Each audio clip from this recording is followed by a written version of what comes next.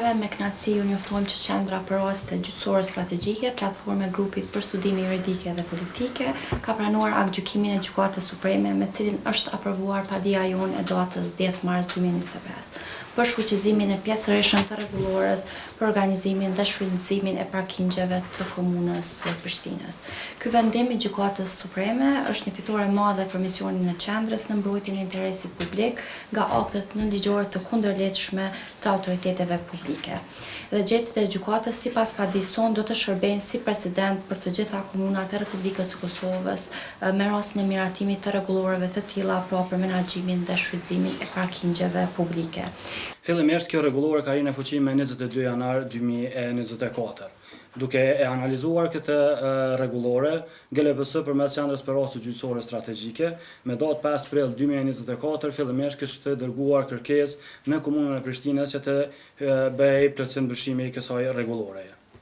Kërkesa ishte drejtuar kryetarit të komunës, zotit Përparim Roma dhe asamblezëve të komunës. Mirë po, pavarësisht një kërkese të tillë e njëjta nuk ishte proceduar tutje nga ana e kuvendit të kryeqytetit dhe se e tillë rregulloria me këto parregullsi dhe me mangësitë e saj vazhdoi të mbetet në fuqi edhe më tutje. Duke qenë se nga janari i këtij viti ka hyrë në fuqi ligji i ri për konfliktet administrative, i cili parasheh edhe çështjen e kontestimit të akteve nënligjore të cilat përmbajnë dispozita të kundërlehtëshme, GLBS duke shfrytzuar këtë të drejtë ligjore dhe duke parë në anën tjetër mosveprimin nga ana e komunës së Prishtinës, ka dorëzuar padinë me datën 10 mars 2025. Siç e dini, kjo padi është dorëzuar në Gjykatën Supreme të Kosovës, e cila është gjykatë e vetme dhe kompetente për të gjykuar kontestet e tilla përkatësisht një konflikt të tillë administrativ. Përveç padisë në këtë dokument ne kemi paraqitur edhe kërkesën për pezullimin e rregullores, duke konsideruar se ka mjaft argumente që të pezullohet kjo rregullore deri në vendosjen meritore nga ana e gjykatës. Mirë po, në aktvendimin e Gjykatës Supreme me datë 14 mars 2025, kërkesa jonë për pezullim të rregullores nuk ishte aprovuar, kështu që çështja ka vazhduar në të shfrytëtohet në merita. Me 16 prill 2025, Gjykata Supreme e Kosovës ka nxjerrë aktgjykimin me të cilin ka aprovuar pjesërisht padinë tonë, duke i kontestuar, përkatësisht duke e vlerësuar pjesën më të madhe të dispozitave të kësaj rregullore që bien në kundërshtim me parimet kushtetuese dhe me parimin e ligjshmërisë. Siç jeni të informuar sot vetë Gjykata Supreme e Kosovës ka publikuar këtë aktgjykim, ndërsa ne si palë të përfshira në këtë konflikt administrativ, aktgjykimin e kemi pranuar me datën 5 maj të këtij viti, pra me 5 maj 2025.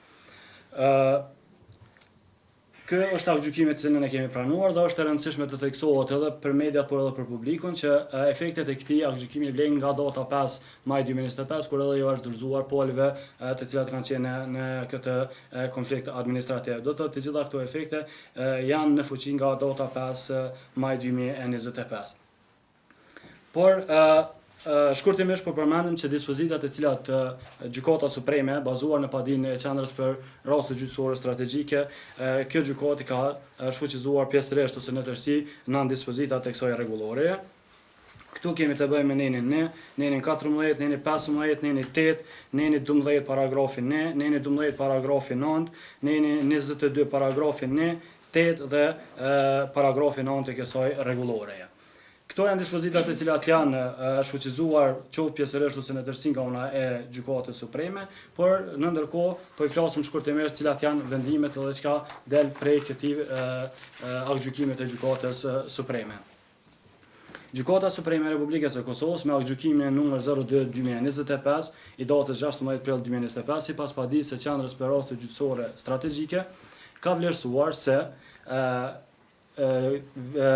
dispozitat e kundërlehtëshme të rregullores janë ato të cilat i përcaktojnë kompetencën e ndërmarrjes publike lokale Prishtina Parking të vendos bllokada në vetura për shkak të mospagesës së tarifës së parkingut. Pra, nga data 5 maj e tutje, Prishtina Parking nuk ka asnjë kompetencë të vendos bllokada për shkak të mospagesës së tarifës së parkingut nga ana e qytetarëve. Në arshyetimin e Gjykatës Supreme theksohet se kjo mos është jo proporcionale me qëllimin me cilin don të arrijë Prishtina Parkingu dhe në anën tjetër bie në kundërshtim edhe me parimet kushtetuese, siç është ajo e lirisë së lëvizjes. Do të thotë për te asaj kundërligjshmërive të cilat ne i kemi argumentuar si qendër për ose gjyqësore strategjike,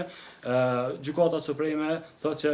një masë e tillë, pra bllokada në vetura për shkak të një mospagese, cënon edhe çështje, pra edhe garanci kushtetuese. Së dyti, Gjykata Supreme ka vlerësuar se lirimi i ndërmarrjes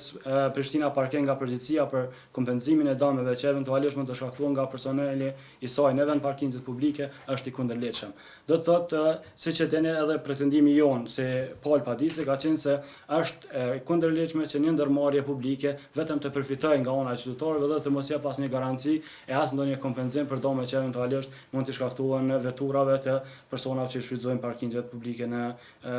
komunën e Prishtinës. Po ashtu, një prej kërkesave tona dhe pretendimeve tona është edhe e cila u vërtetua nga Gjykata Supreme është se Prishtina Parkingu nuk ka asnjë kompetencë ligjore që të bëj as bllokimin, as deblokimin dhe as bartjen e veturave të cilat nuk e paguajnë tarifën e parkingut. Ashtu siç e ka konstatuar edhe vetë Gjykata Supreme dhe siç e kemi argumentuar edhe ne në padi, kjo kompetencë është direkt kompetencë e policisë dhe e inspektoratit dhe nuk mundet me e luajtur një rol të tillë edhe një ndërmarrje publike e cila në fund të fundit e ka qëllimin komercial. Tutje Gjykata Supreme e ka anuluar edhe dispozitën e rregullores e cila i jep të drejtë Prishtina Parkingut që të menaxhonte edhe me parkimin ilegal të veturave. Pra, ato vetura që parkoheshin në trottoare ose në parkinge, në hapësirat e tjera të cilat nuk ishin të destinuara për parkingje, deri me tani Prishtina Parkingu ka pas të drejtë me menaxhuar me to, do të vendos blokada, të lëshoj tiketa, ndërsa sipas Gjykatës Supreme dhe pretendimeve tona si padec, një kompetencë e tillë është e jashtëligjshme, sepse bie në kundërshtim me legjislacionin që kemi ne në fuqi. Tutje, Gjykata Supreme e Kosovës e ka kontestuar dhe e ka shfuqizuar edhe dispozitat e rregullores të cilat e kishin kufizuar çështjen e shfrytëzimit të vend parkingjeve nga ana e vizitorëve në vend parkingjet rezidenciale. Do të thotë një kufizim i tillë i kohës që vizitorët të qëndrojnë në vend parkingjet rezidenciale, thotë që është kundërkushtetues, është në kundërshtim edhe me parimet dhe standardet ndërkombëtare. Një e gjetur tjetër nga Gjykata Supreme është se Komuna e Prishtinës, përmes rregullores së Prishtina Parkingut, e ka cenuar përkatësisht e ka lënë të mangët qasjen e qytetarëve në shërbime publike. Kjo nuk kupton që momentalisht me rregulloren e Prishtina Parkingut e vetmja mundësi për pagesa është ajo përmes telefonit, ndërsa Gjykata Supreme konstaton se lënia e vetëm një mundësie të tillë për pagesa të parkingjeve e cenon të drejtat dhe e ul rolin apo e cenon të drejtën e qytetarëve për me marrë një shërbim i cili në fund të fundit është publik. Të gjitha këto gjetje të Gjykatës Supreme, Supremja ka thënë që të njëjta duhet të reflektohen në rregulloren e re dhe duhet që të respektohen vendimarrja e saj. Pra, referuar aktgjykimit të Gjykatës Supreme të Kosovës nga data 5 maj, siç e thash edhe më herët, kur është pranuar kjo aktgjykim nga palët e përfshira në këtë konflikt administrativ që i bën qendra përrase gjyqësore strategjike,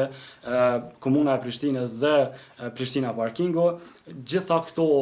vendime të Gjykatës Supreme hynë në fuqi dhe nga kjo datë ndërmarrja publike lokale Prishtina Parking nuk e ka asnjë kompetencë të vendosë bllokadan e vetura, duhet të marrë përgjegjësi për të gjitha dëmet eventuale që shkaktohen nga punonjësit e saj në veturat të cilat janë parkuar në vend parkingjet publike,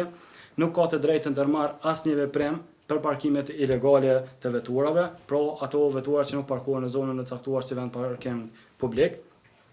Nga tash tutje, pra nga data 5 maj, nuk do të vlejë as kufizimi kohor për vizitorët në vend parkingjet rezidenciale,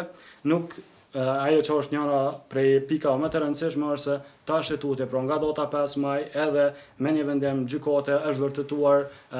pretendimi jonë se Prishtina Parkingi nuk e ka asnjë të drejtë që të bllokojë, deblokojë ose të bartë vetura si shkak i mospagesës së tarifes. Po ashtu, Prishtina Parkingi nuk duhet të vazhdoj me të mohojë qasjen e qytetarëve në shërbime publike, duke ju imponuar atyre vetëm një formë të pagesës, pra ato përmes telefonit. Po ashtu, Gjykata Supreme ka sqaruar se Komuna e Prishtinës duhet të marrë masa adekuate, do të thotë pas këtij vendimi, gjykata po edhe ne flasim në aspektin që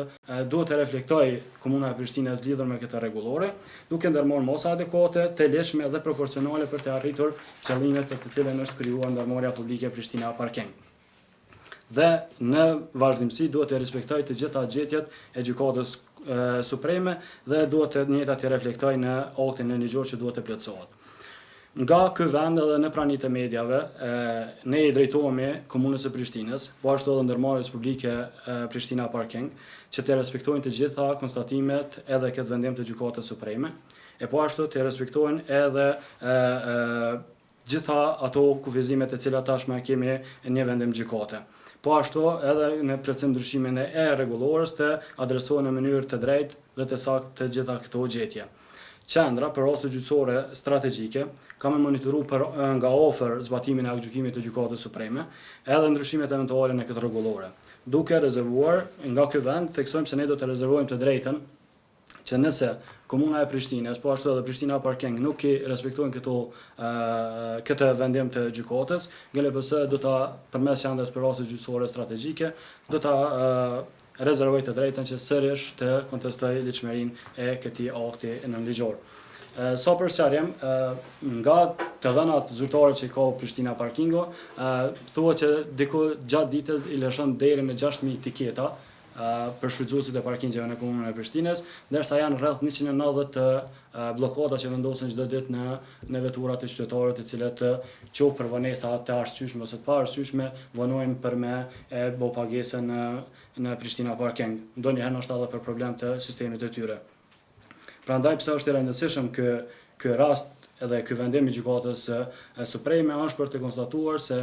vendimarrja komunale përkatësisht rregullore që miraton nga ana e kuvendeve komunale duhet të jenë në përputhje me ligjshmërinë dhe nuk duhet që të japin kompetencat e kundërligjshme ndërmarrje publike e që në fund të fundit e psojnë qytetarët. Në rast të tillë ka më shërbyer, siç e tha edhe kolegja Ema, ka më shërbyer edhe për komunat e tjera që në rastin kur kanë me hartu rregullore për menaxhim të parkingeve publike, duhet të përcjellen edhe duhet të respektojnë të gjitha këto kufizime që i ka dhënë tashmë Gjykata Supreme e Republikës së Kosovës. Po ashtu veç ju informoj se qendra ka më vazhdu prap, jo vetëm në këtë rast, po edhe me raste tjera që tashmë edhe ka në procedim edhe në rrugë gjyqësore. Dhe vazhdon hala me pranu njoftime prej anës së qytetarëve, kështu që edhe herë i bëjmë thirrje kushdo prej qytetarëve që mendon që në institucion publik ka shkelnaj të drejtë ose ja ka mundet të drejtë që njihet me ligj, mundet me raportu rastin tek qendra për raste gjyqësore strategjike dhe ne e procedojmë këtë pa ndonjë problem, qoftë në rrugë administrative ose edhe në ato gjyqësore.